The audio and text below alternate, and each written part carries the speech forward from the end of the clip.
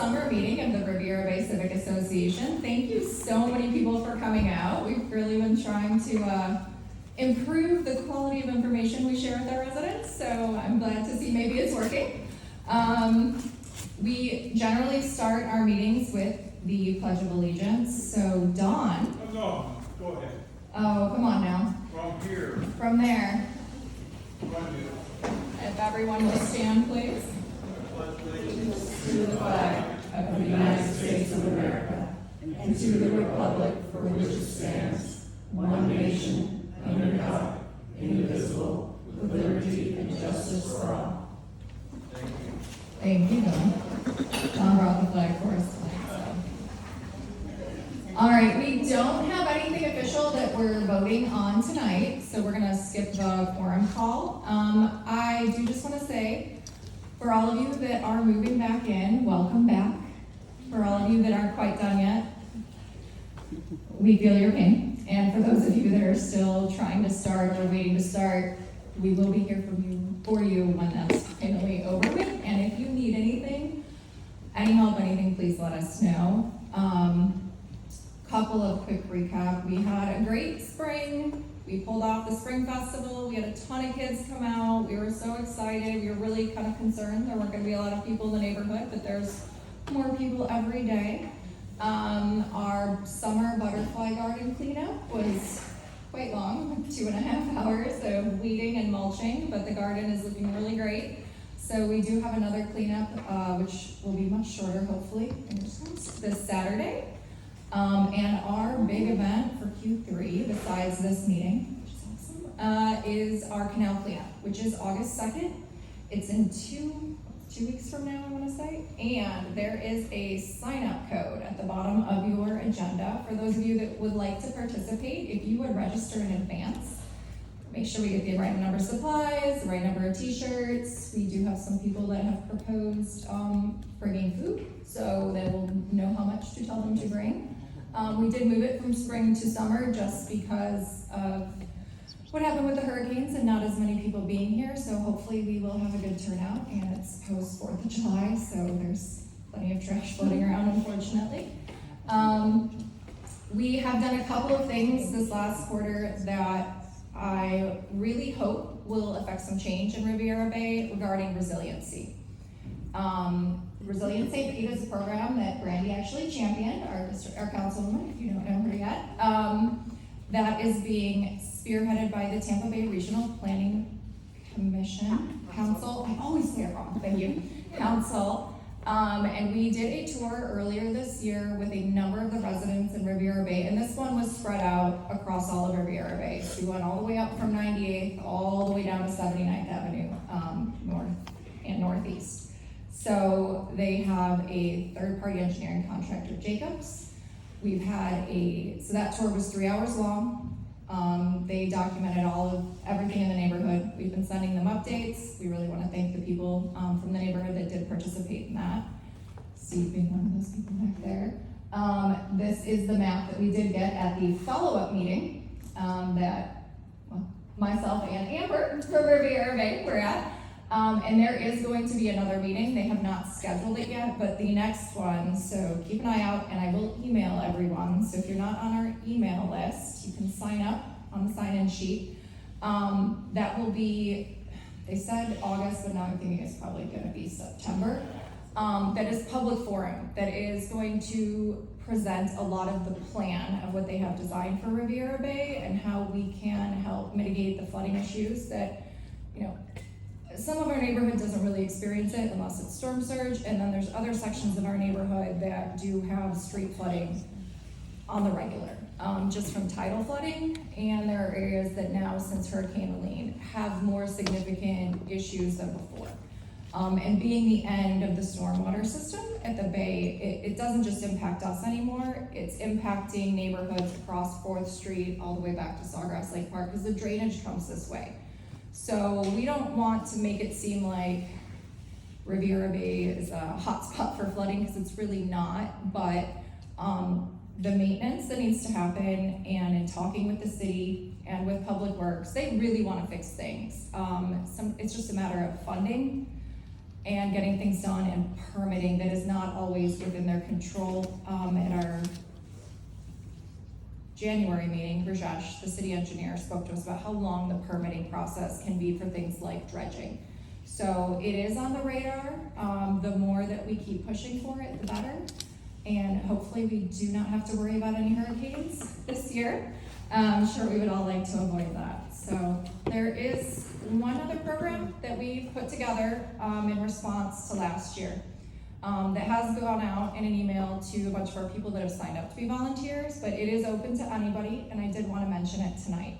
So, and the name is a working title, so if you don't like it, feel free to suggest something else. But we're calling it the Street Captains Program, which is designed based on the fact that the more people we have on the ground, the better we can respond and help our neighbors. So whereas I might directly know, with the 5 neighbors down my street might really need in a situation, and especially with the dynamic that the neighborhood is in right now, where some people aren't moved in, some people have permanently left, new people are moving in, you're more likely to know your neighbors on your street or your block. So what the program is, it's a volunteer program for you to be more in contact with your neighbors that you know maybe don't use social media, don't want our emails, don't really know what's going on in the neighborhood, but might be a need. Maybe somebody's out of town and a hurricane is coming and they need to board up and you have extra time. Maybe you know of an elderly neighbor or somebody else who's a little bit too proud to ask for any help that still needs it. We have had supplies donated. I've got a garage with kitchen cabinets and a bed and some other things that people have offered up, and a list of people that are holding things in their homes. If people do need things, I know a lot of people got a lot of money from insurance and they don't need it, but there are people that didn't have insurance and still do, or maybe don't know that there's all this help out there, because a lot of our platform is our website and social media, and people don't always look at that. And if they're not home right now, they may not be getting the newsletter, even though we're still trying to drop it off for people that do come to their house and pick up their mail. So if anybody is interested in that program, if you just want to go back to the sign-in sheet and write down Street Captain, I will send you the direct link to sign up. You don't have to commit to it now.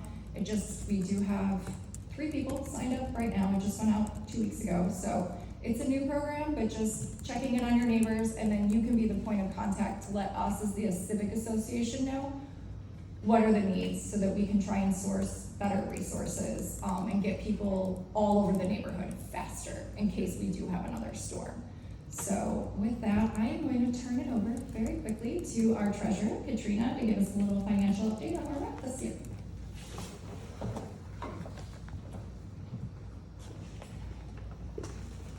Can everyone hear me? Yes. Fine? Okay. Okay. Good evening, everyone. I'm Katrina, and I'm here to present our financial statement for the last quarter. Overall, we started the period with $29,531.94. We received $3,108 from advertisement in the newsletter, which was fantastic, by the way. Thank you, guys. And that was also one of our biggest expenses. We spent $92.78. That left us with an ending balance of $22,990.34. Of the expenses, Springfest was another big one, $800. The butterfly garden, we spent a little bit of money on weed killer. Our newsletters, we had two newsletters costs come out of this quarter. The last one and this one was a little bit higher than the last one, so we spent $3,300 on this newsletter and $2,100 on the last one. So those were our big expenses. Like I said, we did receive payments from advertising that almost, it paid for the newsletter. Anyway, it was about $2,800.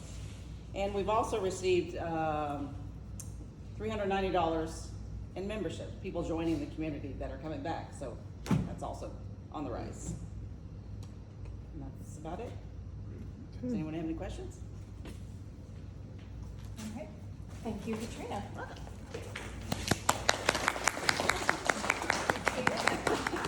People like to know where their money is. Okay. I just want to mention a couple things before we bring up our speakers tonight. I know I talk fast. I do that when I'm nervous. If you have any questions, our email is in the newsletter. It's on our website. You can call me. Contact info is everywhere. I will try and get back to you within a couple of days. We are in the last phases of finishing our house, so I'll be a little bit more freed up shortly here. Had to be a little bit more vigilant lately, which is very welcome. Can't wait to have a kitchen again and not wash dishes outside. So, anything related to that. If anybody has any ideas or anything that they would like to see featured, maybe that we take on as a community in the newsletter, projects, please reach out and let us know. We do have volunteers. We have more coming back every day. So thank you to all of our volunteers that helped out the first 2 quarters of this year. We really appreciate it.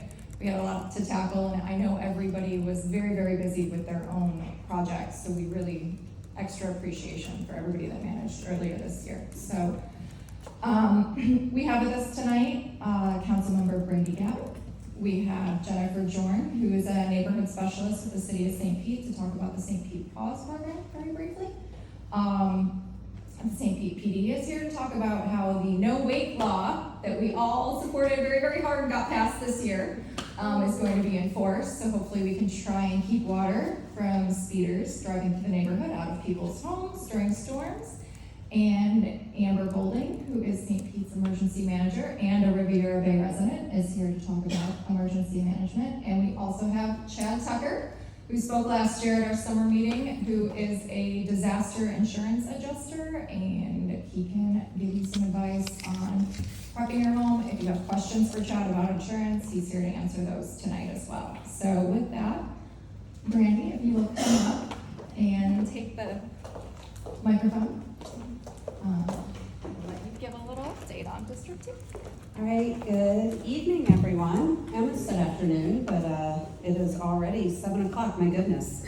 So thank you for having us all this evening. Good to see you all. This time last year, we were all together, and our community looks very differently after that meeting last summer. So I'm glad to be here with you today, and I first of all just want to start and say thank you to Vanessa, thank you to everyone who came out.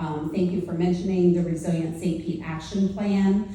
The St. Pete Action Plan, really the reason for creating that, you have to think this started even back before Helene.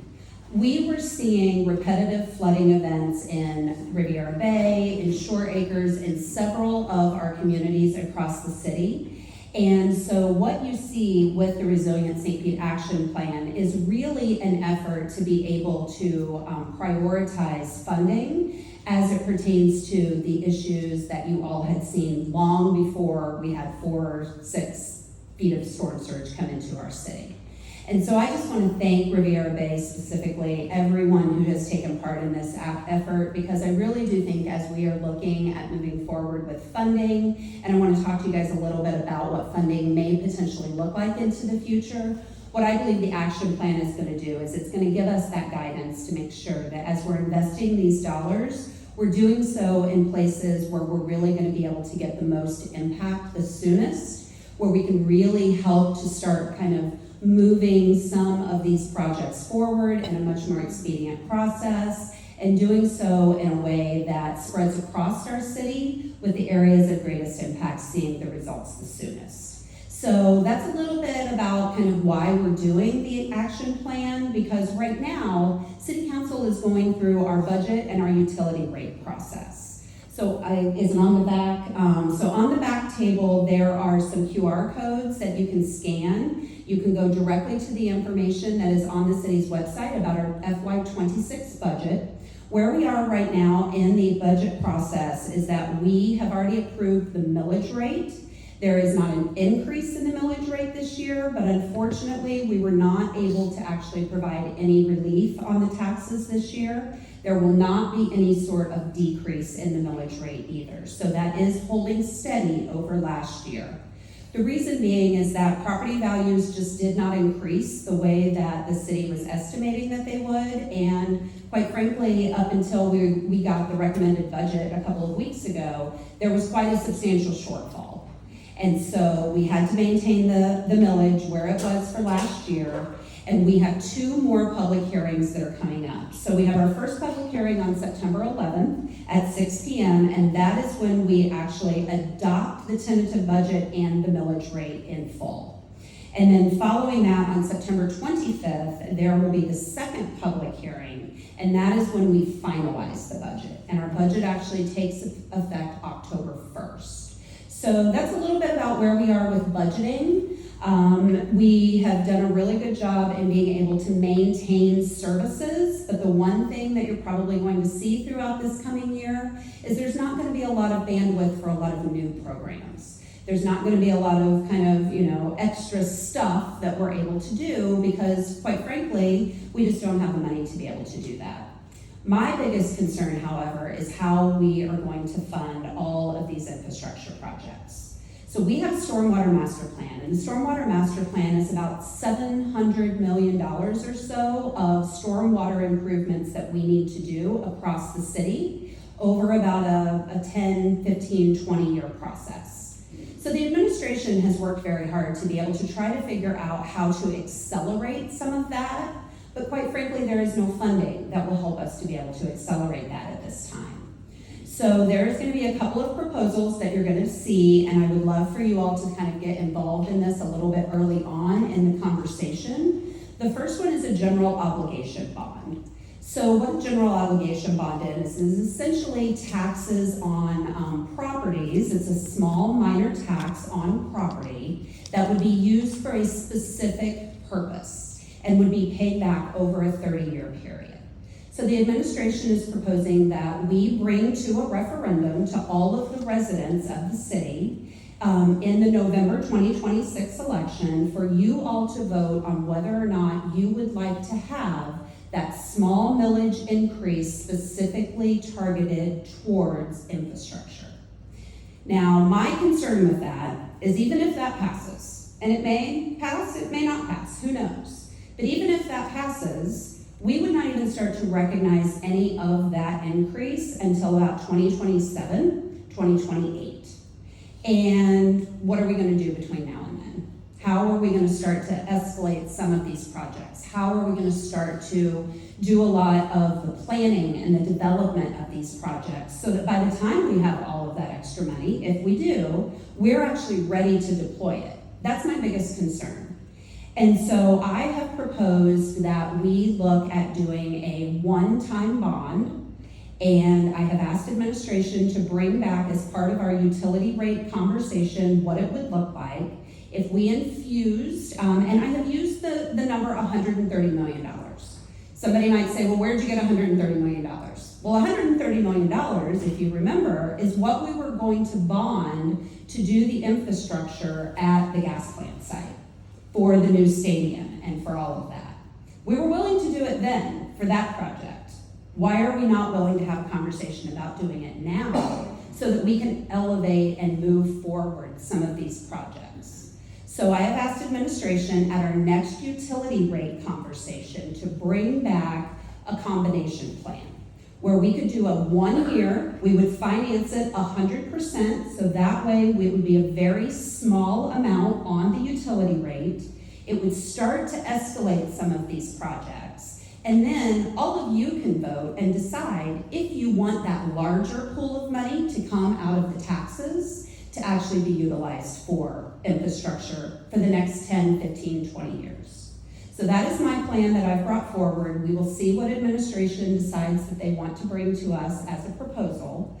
But the utility rate conversations, my request for that will be heard on August 7th at the city council meeting that day. That is a morning meeting, correct?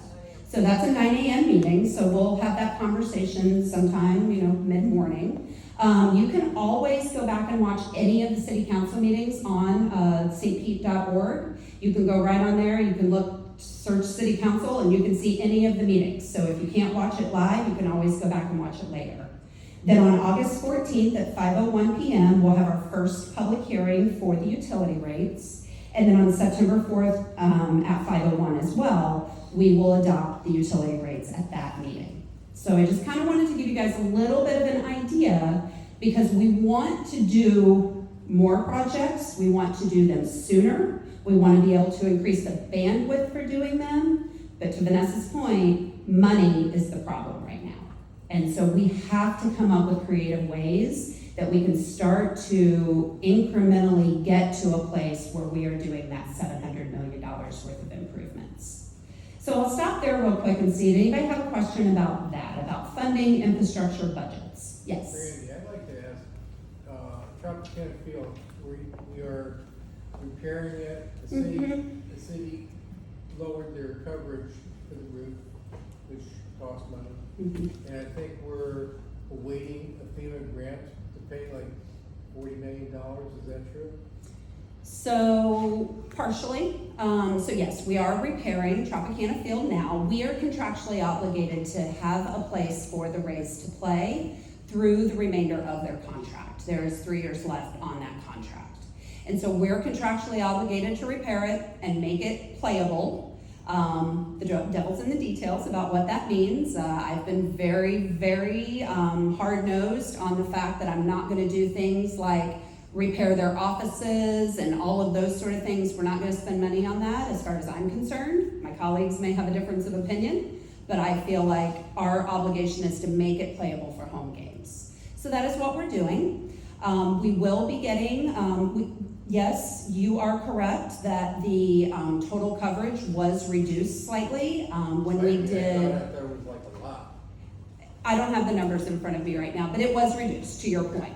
But we do still have an insurance policy, and we will be getting paid out on that. And we have been told by the FEMA contacts that administration has that there's a good likelihood that we could get reimbursed for the remainder. So we are I don't- definite about It's FEMA. Who in here's been dealing with FEMA, right? Exactly. So that's unfortunately where we are with What I'm that. trying to figure out is, I think we have insurance of $22 million, and the cost to repair the trop is probably $50 million, that's $30 million. Mhm. And we're hoping we get that $30 million from FEMA. Yeah, yeah, that's the hope. If we don't get that $30 million, where does that money come from? Comes from our economic stability fund. So it's kind of like our reserves, if you It's not will. gonna be a tax to the taxpayers, okay. No, That's what I we- wanted to figure We're out. utilizing the economic stability fund currently and you know, that's what that's for, quite frankly. It is for us to be able to repair our assets, it's to be able to rebuild after a disaster, and so that's what we're using it for now. Much to my chagrin. There's a lot of other places I would have preferred to have spent it. I also don't want to get the city sued by the Rays, so, no. Yes? A couple years back, we had a permeability charge added to our utility bills. And Yeah. I thought that was for the whole stormwater system. But has that revenue added to the stormwater projects, or is that a factor in it? Or Yeah. because that was, I remember my bill went up significantly from the Mhm. permeability charge, and I just didn't know how that's working to kind of get these projects done. Because now it's obviously it seems like it's not happening quick enough funding wise. So is that? Yeah, so you're referring to the tiered system for the stormwater, which is based upon the amount of permeable surface that you have in your property. And so individuals who have larger properties, who have a lot more concrete on their property than others, they do pay a higher fee. I'm in the same boat as you are. So yes, so the utility runs, it's an enterprise fund, and it's money in, money out. And so we have everyday maintenance that has to be done on all of the systems, the stormwater, on the potable water, on everything, right? And that is what that money pays for. It pays for all of that maintenance, kind of the low-hanging fruit kind of projects, things like backflow preventers we've been able to do. We have a capital improvement budget that we will pass this year that does have all kinds of line items in it that you can go and look at that will talk specifically to projects. What it doesn't do is it doesn't fill that $700 million gap. It's just not enough. And so that's why we have to be more creative and think outside the box on how we're gonna fill that void. Okay, so that was just for basic maintenance of the stormwater? Maintenance and kind of standard upgrades, if you will. Nothing that, you know, I relate this a lot because it is a District 2 process, or a District 2 project, but there's a project that's in the Stormwater Master Plan right now, it's $25 million, that would move 100 homes up out of the Stormwater Master Plan, or Stormwater Floodplain, I'm sorry. And that, we don't have $25 million to do that project, but I would argue that the return on investment is certainly there. Sure. Yeah. I guess I just wondered, I thought that revenue was supposed to go to these new specialty projects, but it sounds like it's just being used for general maintenance then? I mean, like I said, you can go and you can look at the list, and there are other projects in there that we are trying to stretch those dollars as far to do as much as possible, but nowhere near the 700 we need. Gotcha. Yeah. So one more question, and then I'm probably getting the hook to stay on time. I noticed we're getting a major increase in that area. In the utility rates? So we have not decided on the utility rates yet. That is what this next conversation is about. But yes, there are going to be increases to our utility rates. We talk about this almost every year when we come here at this time. And that has been happening over the last several years because we were doing so many improvements on our wastewater system based upon what happened in 2016 when we had the spills. And that there was hard decisions that had to be made then to increase so that we had more money to be able to devote. We have a 50-50 bonding and cash philosophy right now, and that's how we handle that. So those are conversations that we will continue to have as we go through this utility rate process. Are they gonna improve the recycled water? The reclaimed water? The reclaimed water, I think that also. So there will be increases across the board on all of the different components of that, but there is no plan to expand reclaim, if that's what you were asking. The opt-out. Yeah. I mean, from what I saw, it's only gonna be $50 a month for the reclaimed water on a couple thousand square foot grounds. So I don't have the answer to the question if you can opt out. I don't know that I've never heard anyone ask that, but I can look into it. I would say I recently got water turned on, and I didn't have to turn reclaimed on, so I Yeah, think you can probably cancel it. You can Maybe. shut it off after you do that recently. But what they do then is if you use your regular water. Yeah, you're gonna get charged on They're that. gonna charge you for the work. So Right. it just depends on your bank. Yeah. What is the actual cost now?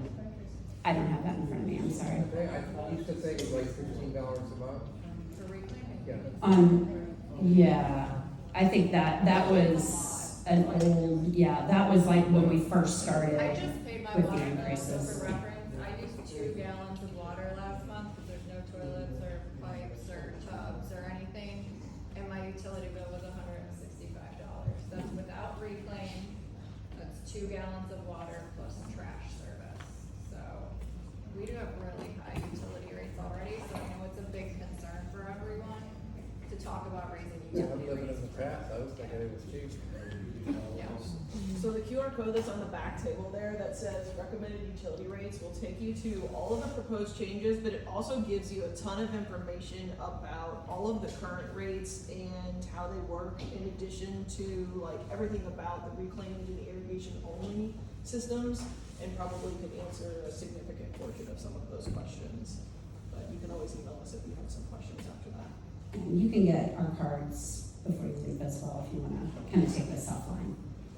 The last thing I will say before we turn it over, I think Jennifer's after me, is I do just want to thank all of you for your advocacy on the wake zone bill. That was a huge success for the city of St. Petersburg, really for the state of Florida. But that was such a great collaborative effort. Amber was involved in that, St. Pete Fire and Rescue, St. Pete PD, residents from all over the city, our legislators. And so having that as a success for us this year was just fantastic. And so I just personally wanted to thank all of you for your advocacy and making sure that that got done, because I do believe that that will change people's lives. I really do appreciate everything that you all did. So thank you.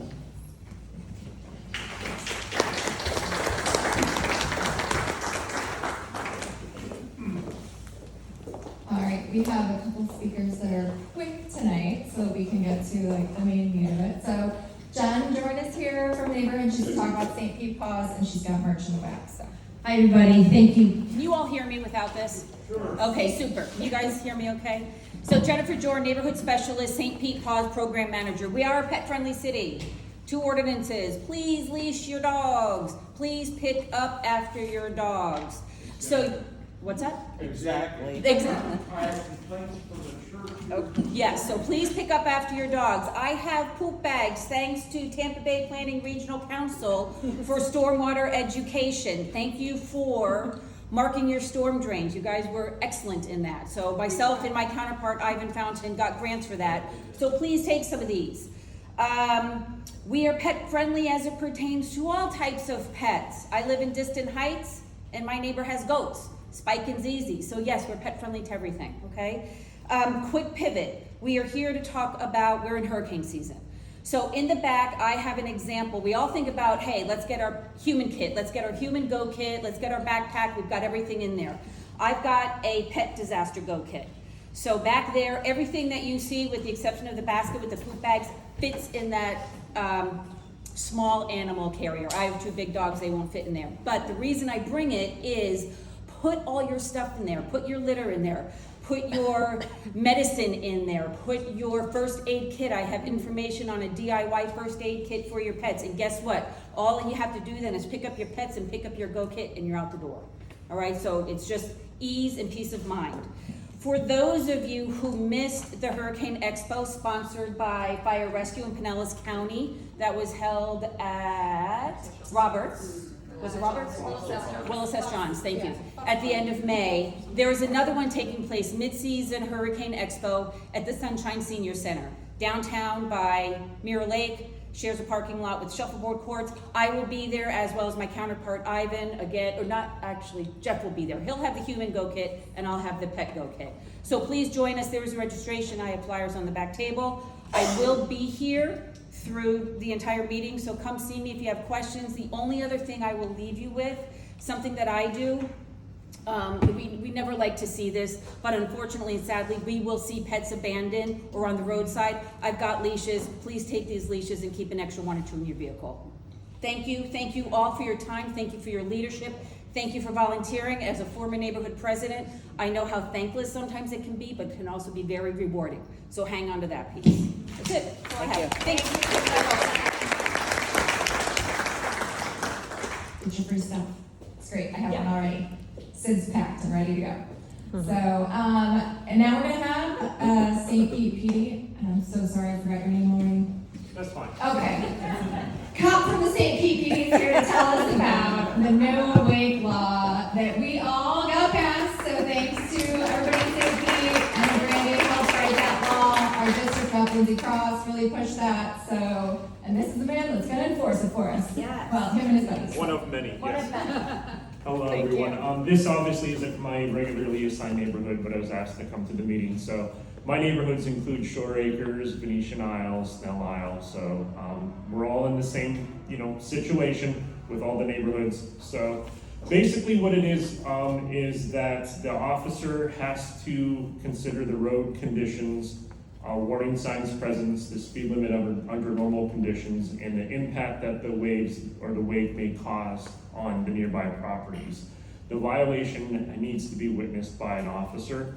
Videos and photos do not help, but they will assist us in knowing particular areas that we might not be aware of.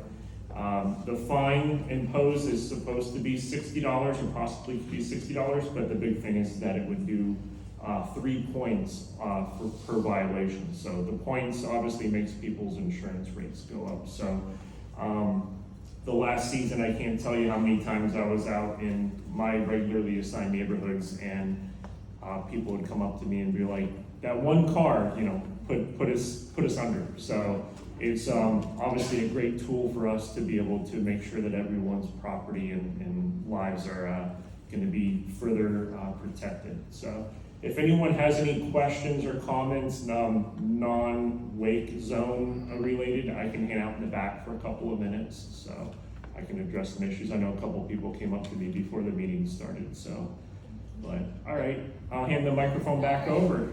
Thank you. so much.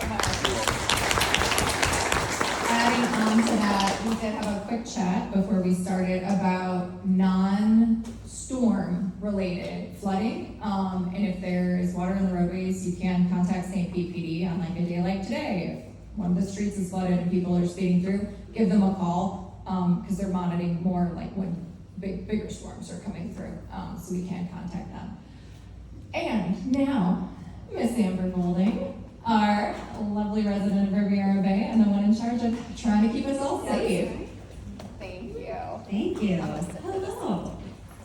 So this is very special for me because it's personal, right? So I'm going to give a little bit of background about myself, and then I'm going to try to keep myself on track with my notes because I am very passionate about preparedness, and it's not just what I do for the city with emergency management, but as a resident in Riviera Bay, and I've lived here since 2010, so 15 years in August, I'll have been in this neighborhood.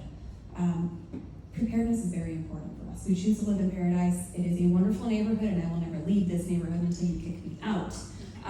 But with that comes some extra responsibilities, right? And with what I do for a living, I have to make sure that we're prepared at home. So I like to talk about preparedness. I like to give some of my personal experiences because we all learn from what we go through, the good, the bad, the ugly, right? So I'm happy to share any of those experiences and you know, offer some advice, and I also get advice from you. Every time I go out and I do these neighborhood conversations, I like to have just a conversation. How did last year go? And no one has great things to say about last year. But everybody has those antidotes, right? Those lessons learned, the things that they did that worked out, that's very creative. And so things that I've learned.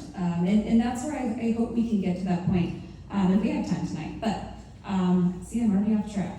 So about myself, my name is Amber Boulding. I am the Emergency Management Manager for the City of St. Petersburg. I have been with the city since 2016, so 9 years this year. So what is emergency management? In a nutshell, we handle the coordination for all hazards for the City of St. Pete. So we have a whole list of the different hazards that we're susceptible to, and first on that list is tropical weather, right? The hurricanes, tropical storms. Next is flooding, because flooding doesn't always have to happen with hurricanes. And then it goes on, everything from red tide to man-made disasters, hazmat incidents, those sorts of things.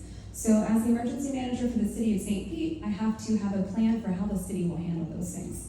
It is not me personally going out to do those things, but it's making sure that everybody who has a piece of that plan understands that. What are the roles and responsibilities? How are we ensuring that we're trained, we have a trained workforce to go out and do those things? How are we coordinating with fire, with police, with public works, with marketing, with our local electeds? How are all of those pieces coming together? So that's part of what my team of two, it's myself and one more. That's what we do. So we're master delegators. We have to tap into the different stakeholders at the city, really give them a piece of that pie and call in the different departments. So it's a big job. I love it. It's great. I don't love it all the time when storms come and my house floods, but we'll get there. But it really is a great job. So that's what I do. And part of what I do, it's not just making sure the city's prepared, it's also working with our residents, because the vast majority of our city is not city infrastructure, it is the residents of the City of St. Pete. It is our visitors that come and visit St. Pete. So when we talk about preparedness, it's not just ensuring that the city is ready to prepare, respond, recover, mitigate these disasters. It's making sure that our residents understand what their specific risks are. Making sure that our residents are prepared, because at the end of the day, you are your own first responder when something happens. I'll say it again, you are your own first responder when something happens. Everyone experienced that last year, I think. If you were in this neighborhood, whether you evacuated or you stayed, when you got home, you were your own first responder. And then you all helped each other, so you were each other's first responders, right? That gives me chill bumps saying that, because I was home pulling drywall with people driving slow down the street offering me peanut butter and jelly sandwiches and Gatorades. Like, that is amazing. They were my first responder. So when we talk about making sure that you're prepared, it's, and I love the idea of street captains. But that's amazing, and that is a great communication tool before a storm when something's coming, to make sure that neighbors know. Anyway, back up track. All right, so but making sure that residents are prepared because you are the heartbeat of the city.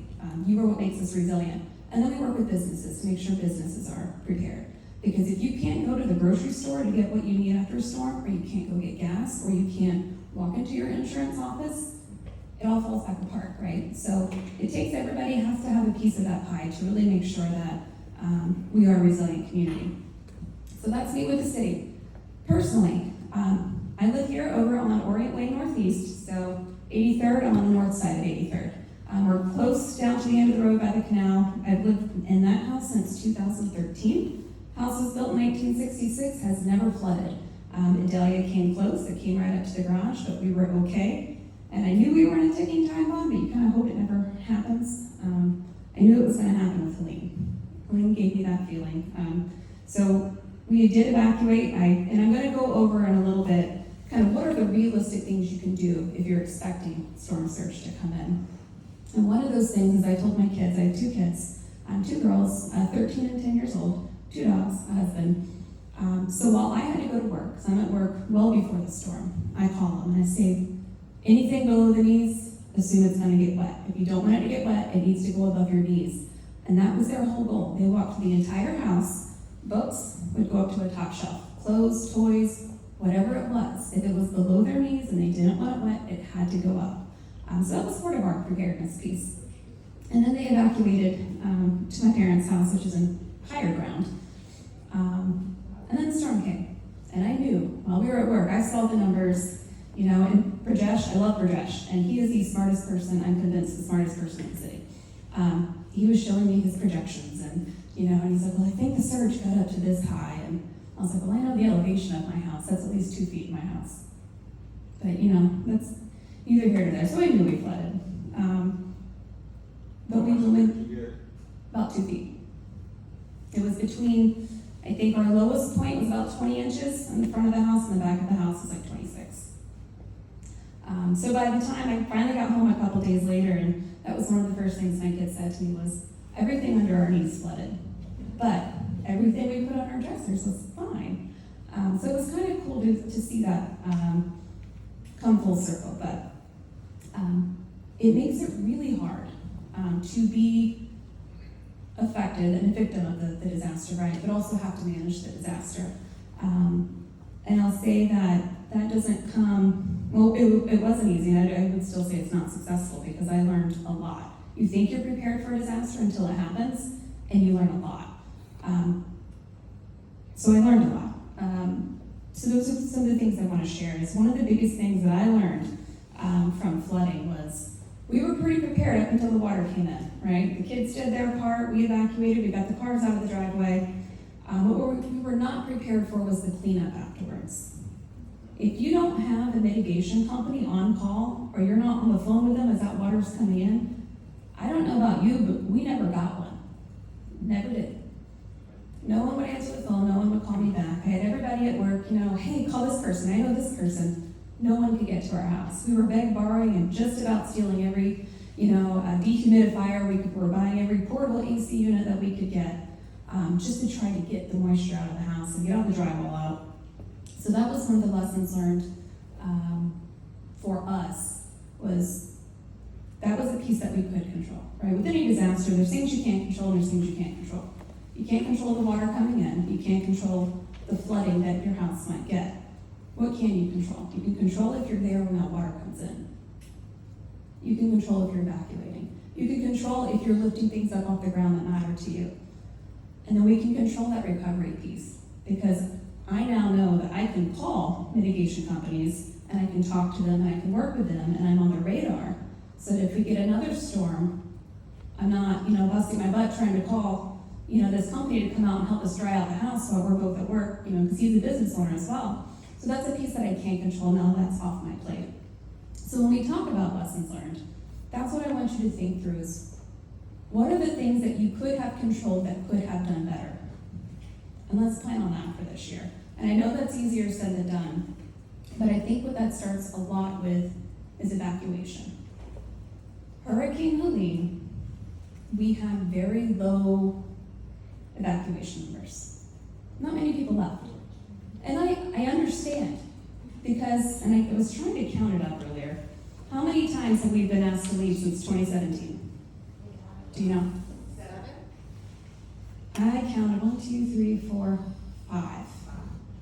Irma, Ian, Idalia, Helene, and Milton. That's a lot though, right?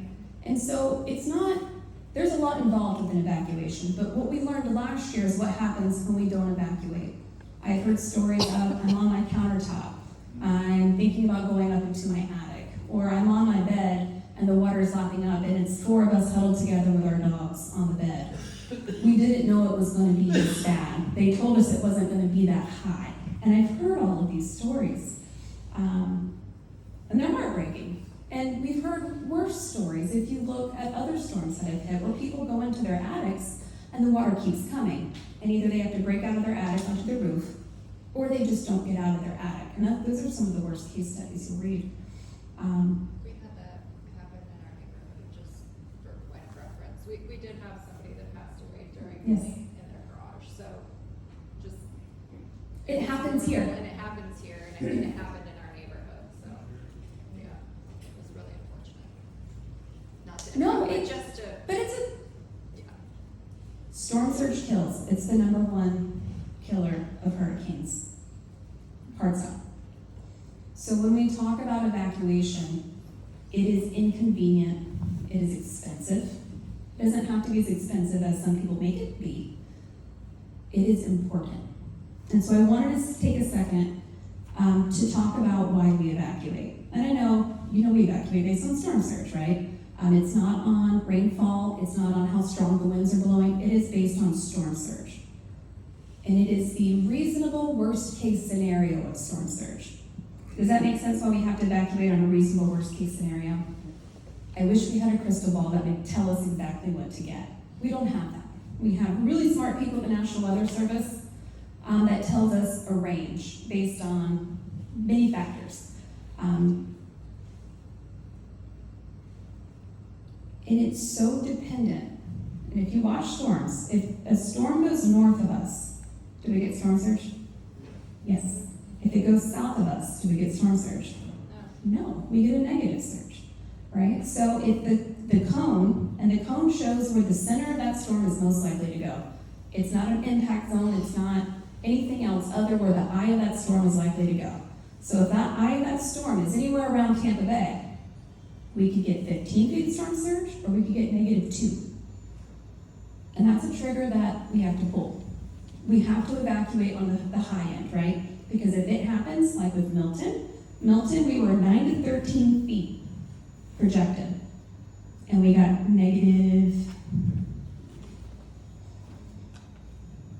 less than a foot. At one point it was a negative storm surge because it went south of us. Had it been 25 miles north, that's it, 25 miles north would have hit 10 foot of storm surge into the bay. So we have to evacuate based on these potentialities. And it's not fun. Everything has to go up. Use your knee roll, everything above the knees, right? Maybe higher, depending on your experience. But you can also understand what your threshold is. Helene, we were forecast to get 5 to 8 feet of storm surge. 5 to 8 feet. Do you know how much we got? 6.5. So they were right on, right? National Weather Service, and they honed in on that 5 to 8 feet very early in their forecast, and they stuck through it all the way to landfall. 5 to 8 feet of storm surge, we got 6.5. I got 2 feet of water in my house, so I now know where my threshold is going to be. If we're forecast to get 4 to 6 feet of surge, which was Idalia, I have a good chance water's coming into my house. I'm getting my kids out. All right, I'm getting my knee roll. Everything's going up above the knees. If we're forecast to get 9 to 13 feet, it might be above the shoulders. I don't know. What's realistic for you? But understand what the risk is for your specific home. Don't stay home because you say it hasn't happened before. They've said it before, and it hasn't happened, so we're just going to stay put. So that's a story I got from my grandmother. She lives around Bouchiese Bay in a condo over there on the water. I called her before Helene and I said, what is your plan? And she goes, well, we're just going to stay here. I said, Nanny, you can't stay here.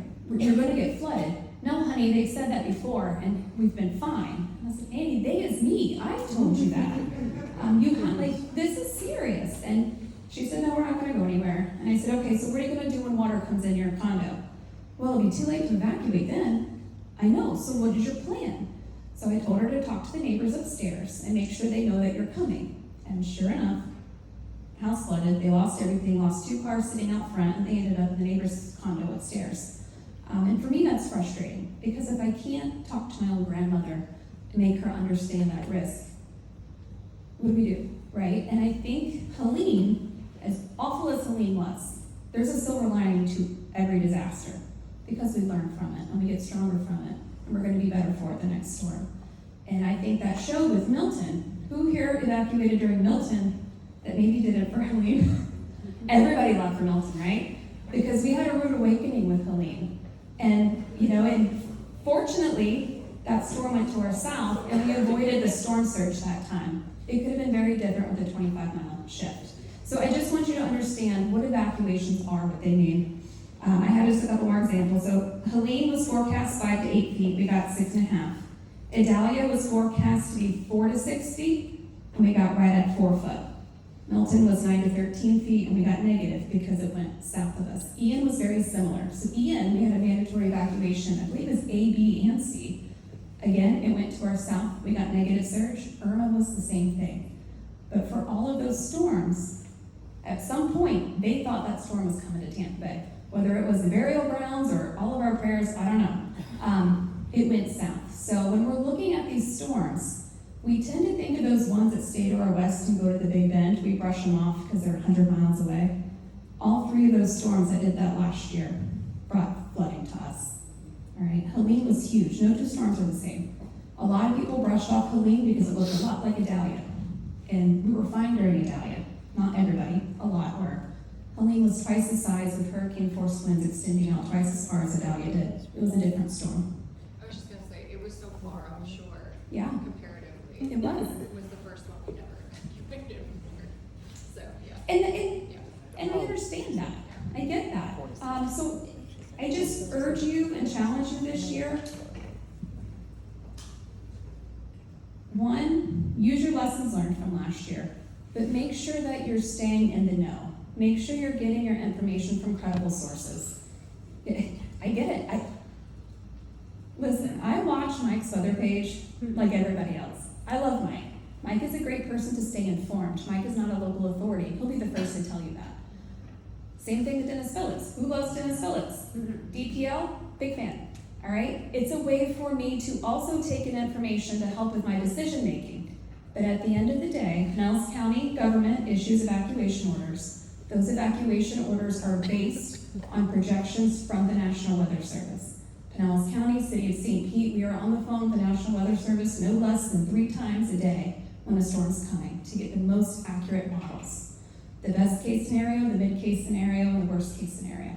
And we make decisions based on those scenarios. So make sure you're staying plugged in to Pinellas County government, to City of St. Pete government, to the National Weather Service Tampa Bay. They're the ones that have the most accurate information for your decision making. And again, know your threshold. If they're saying 6 to 8 feet and you flooded at 6.5 feet by more than a foot, you know what that means, right? Everybody's house is different. Some have a second story and they're never going to leave. Just understand what that means for you. It means you are on an island and you are your own first responder if something happens. I will say leave every time, because if you don't leave and something happens, and you call 911, 1, we're not coming out if there's high winds. 2, if there's 4 feet of water sitting outside your house, we're gonna have a lot of trouble getting to you. But not only that, you're putting first responders at risk too, who have to go out into those elements, out into water that has down power lines, other debris floating in it. Don't put yourself and others at risk. If you're ordered to evacuate, what does that mean? Does it mean you have to go stay in a $400 a night hotel? Hopefully not. You know, part of your plan, if you don't have to go out of town, out of state. You need to go to higher ground. You need to go to a level that's not being evacuated. Friend or family, if you don't have that, locate a hotel. And in a week, when you have a glob out there in the Gulf, book it online, make sure there's free cancellation. If the storm doesn't come, cancel it. If the storm does come, you have a hotel now. That's what we usually do. There's a hotel downtown, we call it the Island of St. Pete, right? That's the high point. They allow dogs, it's got a kitchen. I book there. If nothing comes, I cancel. It works for us. So make that plan. Have your getaway plan on what you're going to do, and be ready to execute it. Because so far, this is good. Knock on wood, it has been a, dare I say, quiet season. The Saharan dust has helped us, but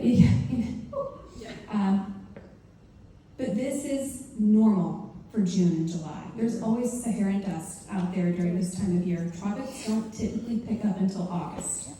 September being the peak, and then usually we see a tamper down in October. So right around, usually it's like Labor Day in September, always seems to have something. It's those ice storms that always catch us. So there's still time to prepare. We encourage having the kits, so your go kit, your stay kit, have your pet kit. That's not always feasible for everybody. I can't say as an emergency manager, I have a box packed ready to go, right? That's not feasible necessarily for everybody, but you need to have that plan of what's going to happen. At what point are you going to start gathering those things? At what point are you pulling the trigger to go, or to book your hotel, or to call the friend? And if there's an evacuation order, it is inconvenient. Please go. Don't be the person back on the bed with your dogs, or the countertop, or climbing into your attic. Just go. And then hopefully you come back the next day and it's fine. And now you have a fun story, and your kids got to have a mini staycation somewhere else. I'm going to get off my evacuation. Can I? Yes, please. Thank you, Amber. Last year it seemed, so who calls the evac? Is it the county or is it us? Because it seemed a very delayed evac call from us. Pinellas County calls the evacuations, and the city of St. Pete will support it. So what Pinellas County has done for the last few storms is they do a staggered kind of call.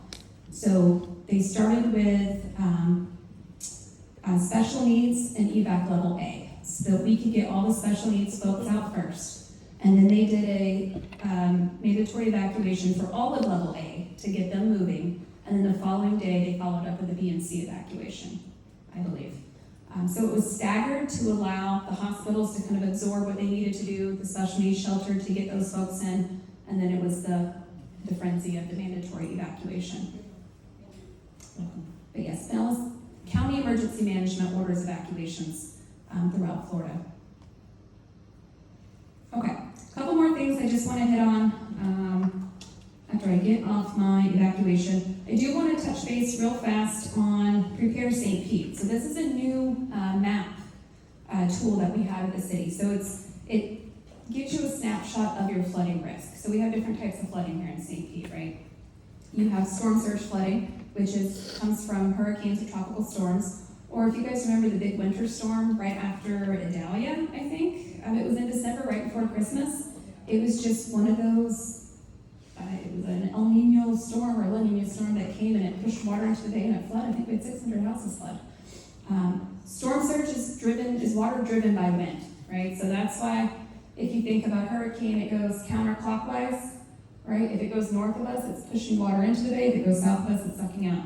Storm surge is wind driven. We have freshwater flooding, which is rain driven, right? So freshwater flooding can exacerbate a storm surge issue. Two separate things. They happen independently of each other. So you have an evac zone. You have a FEMA flood zone. Don't confuse the two, right? Don't say, I'm in a non-flood zone. Why did I get water in my house? No, you're in a non-evac zone. Not us, we're all in evac zones. But, in High St. Pete, we had 20 inches of rain during Milton. Right, so we had people that evacuated from the coast and went to higher ground, like I just told you to do. And then they were affected by 20 inches of rain and got, a foot of water in the house. And you heard the cry of, I'm in a non-flood zone, this shouldn't have happened. You're in a non-FEMA flood zone. FEMA looks at more tidal flooding and around bodies of water. It's for insurance purposes and for building regulations. It doesn't show you your risk from freshwater flooding. So the city has put together, led by Josh, a stormwater floodplain map, and Brandi talked about this. It is your likelihood to flood based on heavy rain with the city's drainage system and the geography of your house. It is crazy accurate. All right, so go to stpete.org/hurricane. You'll see a link on there that says Prepare St. Pete. It'll bring up a map. You can put in your address. It'll show you your flood zone, your FEMA flood zone. It'll show you your evac zone. But really importantly, it shows you that stormwater zone and if you will be impacted by heavy rain.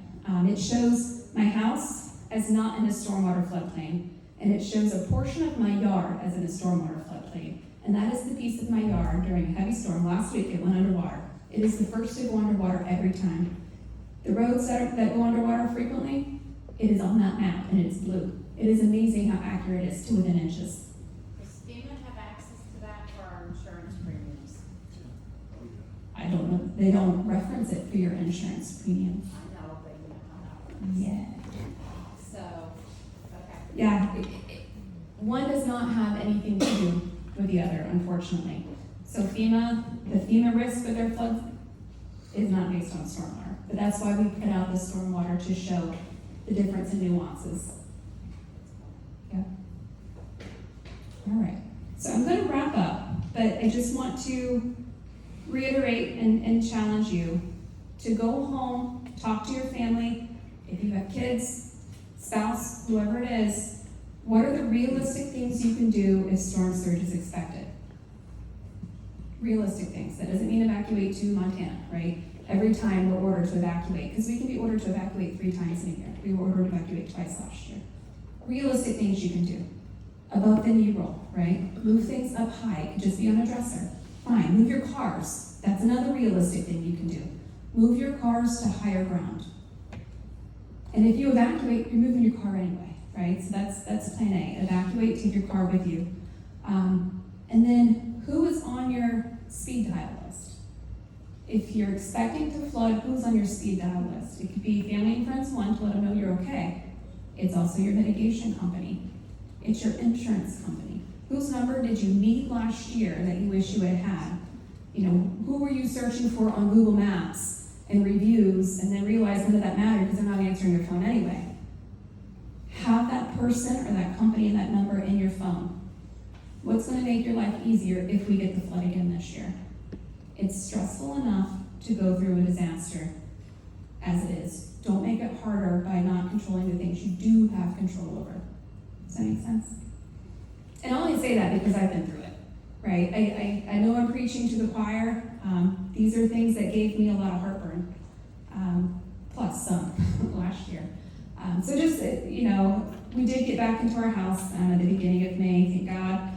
We missed Riviera Bay. We were lucky enough to find a rental on the west side for about 6-7 months until we got home. It was all right, but there's nowhere like Riviera Bay. The west side is a whole different animal over there. I love the side. In fact, we were really close to Distant. It's nice. It's just not Riviera Bay. So I was happy to get home. My kids are thrilled to be home. They're waiting for their friends to move back home, and then we'll be complete. But I thank you for your time. It was wonderful to come out and talk to you guys. I know I was all over the place. I'm sorry if it didn't make sense, but I'm happy to talk through anything if you have any questions. Again, as a resident here, I understand the challenge and also know the beauty of this neighborhood. So.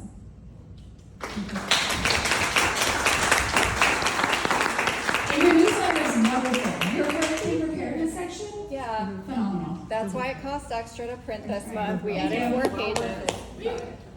And we will expand on that if you would like to write something for us. We will probably put it in the next one. It's wonderful. I do have a question for you, because I think this is what a number of us talked about, all of us who never flooded before, right? And then we watched the negative surge and got overconfident and watched the numbers from Adelia that were about the same until later on, and I went, oh, it wasn't even halfway up the backyard. Do you guys, when you talk about the storm surge being like 4 to 6 feet or 6 to 8 feet, are you also taking into account the tide levels? Or is there like a way that the city of St. Pete can maybe factor that into the like, get out now sort of messaging? Because I know like Irma, they drove around the neighborhood with like a siren telling us to get out. Yes. And I noticed that did not happen during Helene. unless it was quiet and I missed them driving down So the we street. tried to design. Did it, yeah, but just like, I know that as the storm got later, the high tide was Yes. predicted for later, so it kind of created a bigger impact, but is there any factoring in the? Yes. The stuff, And okay, it's absolutely confusing. Yeah. So We have what's called datum, right? So when you report tides, you've heard of above ground level, mean sea level, that sort of thing, right? So when you hear the predicted storm surge from the National Weather Service, that is in MHHW, which is mean higher high water, which means the water that's above normally dry ground, which tends to take into account a high tide. King tide might be a little different, right? So a lot of times our stormwater engineers use NAVD. So you may see something in NAVD. In fact, your elevation certificates are most likely in NAVD, which is the entire envelope of water. So that's the expected storm surge plus the expected like high tide that could come in on it. So it's all very weird. Not weird, very confusing. And that's why we rely on some of the experts, but it's hard. So Helene came in, I think, just over 7 feet NAVD, but 6.5 in HHW. So I like to use that value because that's the value the National Weather Service says. And that's the value that, you know, the local meteorologists will yeah, like use. what you see on the news is not, so just remember. Right, so we try to keep it consistent. So it does take into account some of the tidal, you know, waters, but if we have a storm surge that's hitting at the same time as a high tide, which seems to happen every single time, at night with our king tide. Yeah. I don't know who's planning this. It always seems to, right? So, but that's part of that, trying to be informed and checking those things.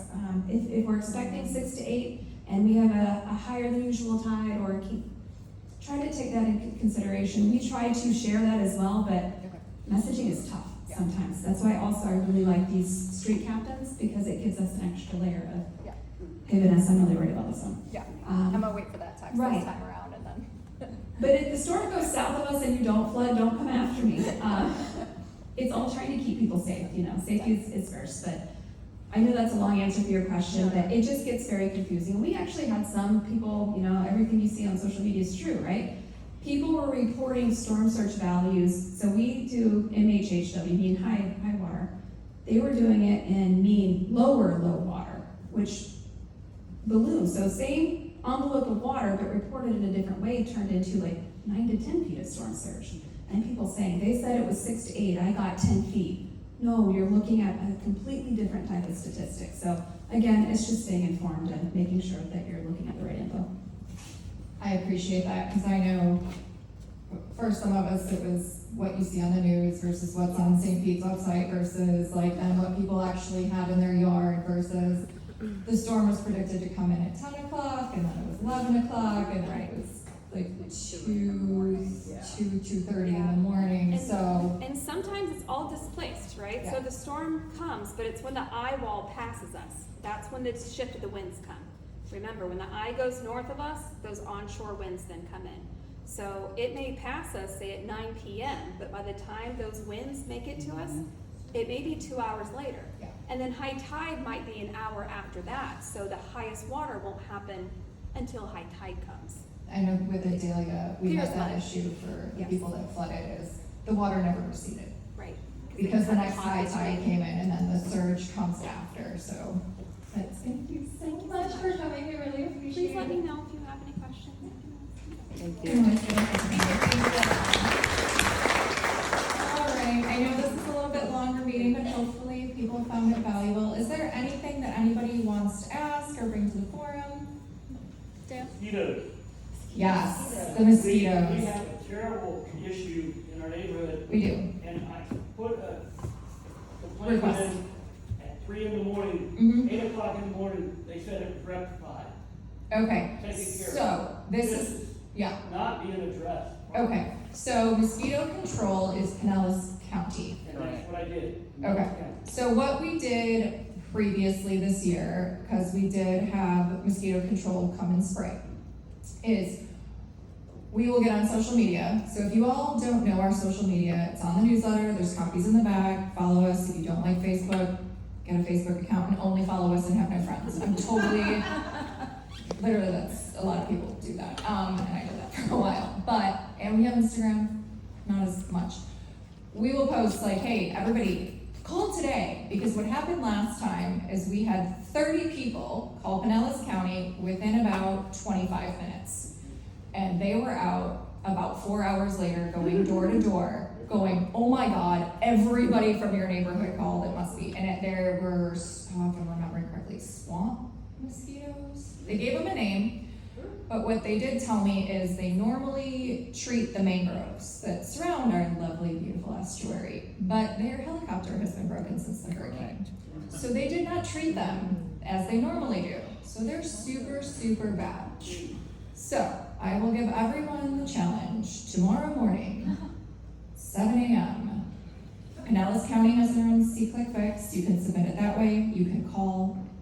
I have 2 in right now. And yeah, I know, but it's like the volume of it all at once makes them pay attention, and that's what they told us. Is it still on our Facebook group? Didn't I put it on Yeah. Facebook some time ago? Yeah, Still there. we can go in and pin that info again to the top because we did it a while ago. And some people don't like the spraying because toxic chemicals being sprayed throughout the neighborhood. I had a rule, as I mentioned before, I am washing my dishes in the backyard. If I got bit by a mosquito, I was done. So I was washing a spoon and then cursing and running in the house, so just to be honest. So I know people who keep bees aren't too happy about it, but if it's bad, mosquitoes do carry infectious disease, we need to take control. We'll put a post out, tell everybody to try and hit Pinellas County again first thing tomorrow and see if we can get that resolved. But if you're noticing, like if pockets, like I know North Riviera Bay that's closer to the mangroves was worse than it was down south, but they sprayed the entire neighborhood.